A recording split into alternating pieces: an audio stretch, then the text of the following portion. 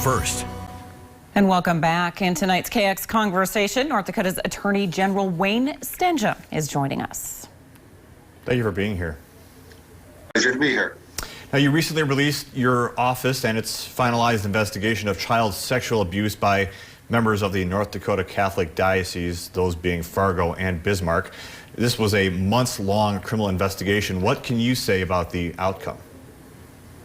So this is an investigation that went on for a year and a half and started after the diocese, the two dioceses in North Dakota for the West and the East, issued a list of 53 priests that they say had substantiated allegations of sexual abuse over the years.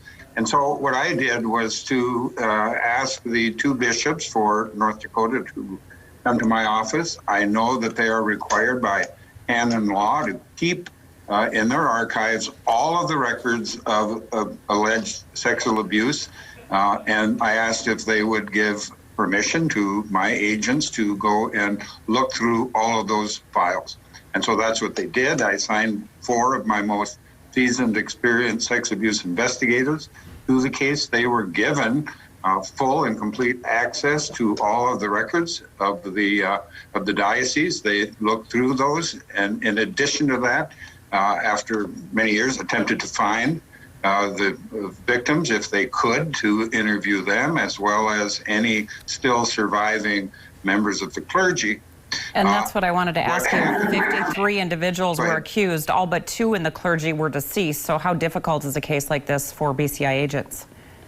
Yeah, it was very difficult. Of course, we didn't know whether there were allegations or records of people that were still alive.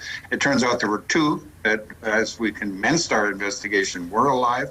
One of them died during the course of the investigation, so he's no longer with us. There's one other individual who lives in Dickinson that is still alive, that our investigation revealed had committed acts of really horrific sex abuse against minors. That was many years ago. However, after we looked at the case, and because they were many decades old that the allegations had occurred, we discovered that the statute of limitations had expired. There was a much shorter statute of limitations years ago. They had elapsed. And so unfortunately, those individuals will not have to face their victims in a court of law. I think that's unfortunate. We think that we have looked at all of the records that there are, and 2, I want to thank the 2 bishops because they really were very cooperative in giving us full and complete access. Our agents said they were never denied access to any of those records. Absolutely. At the same time, if there are any people who have been a victim of clergy sex abuse, we urge them to at any time contact our office, because we will look into those as well, and they can call us at 800-472-2185, and we will continue looking into these investigations and potential prosecutions. Wayne Stenehjem, thank you very much for your time.